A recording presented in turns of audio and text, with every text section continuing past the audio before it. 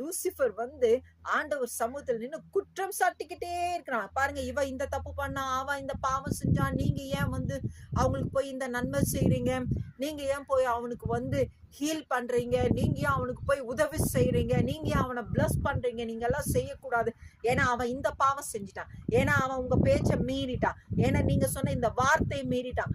எப்படி ஆஸ் லா அவன் பேசுவான். புரிஞ்சுதுங்களா? Very very interesting. நம்ம தான் சொல்றேன், தேவனுடைய வார்த்தை எடுத்துட்டோம்னா பேசிக்கொண்டே போகலாம். அது நான் ஸ்டாப், நிறுத்தவே முடியாது. பாப்பாவுக்கு ஸ்கூல் டைம் ஆச்சு, ஃபாஸ்டா முடிக்கிறான்.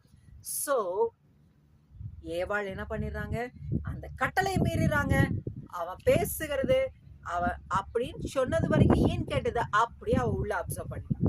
உள்ள அப்சர்வ் பண்ணனா அது செயலாக செய்ய ஆரம்பிச்சிட்டான். நல்லா கவனிங்க. ஹல்லேலூயா. அப்ப பாருங்க, ஆதியாகமம் 3வது அதிகாரம் 6வது வசனம்.